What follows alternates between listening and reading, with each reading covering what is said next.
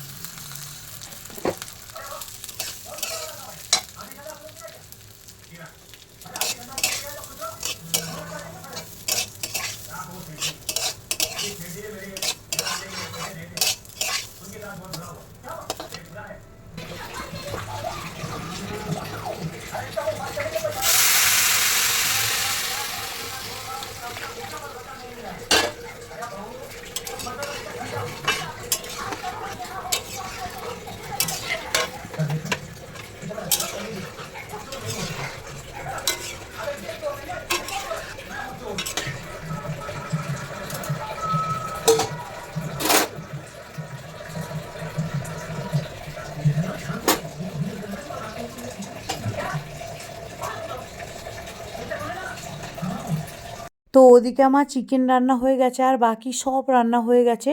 তো কী কী রান্না করেছি সেটাও তোমাদের সাথে শেয়ার করব। এদিকে দেখো আমার গোবিন্দভোগ চালের পোলাওটা একদম রেডি হয়ে গেছে। আর আমি পোলাওটা এইভাবে বানাই, তো তোমরা চাইলে এইভাবে বানিয়ে দেখতে পারো, ঝরঝরে হবে। আর জলের পরিমাণটা আমি যতটা পরিমাণ চাল নিয়েছি তার ডবল আমি জল দিয়েছি। আমি এইভাবেই মেপে জলটা দিই, তার কারণ হচ্ছে পোলাওতে জলটা যদি ঠিক না হয় তাহলে কিন্তু ঝরঝরে হবে না। তো চলো দেখো এখানে আমার রান্নাবান্না একদম কমপ্লিট হয়ে গেছে। তো চলো তোমাদের বলে দিই কী কী রান্না। এখানে আছে পোলাও, বেগুন ভাজা, চিকেন, চাটনি আর পেঁয়াজ। তো চলো আজকে এইটুখানি, টাটা।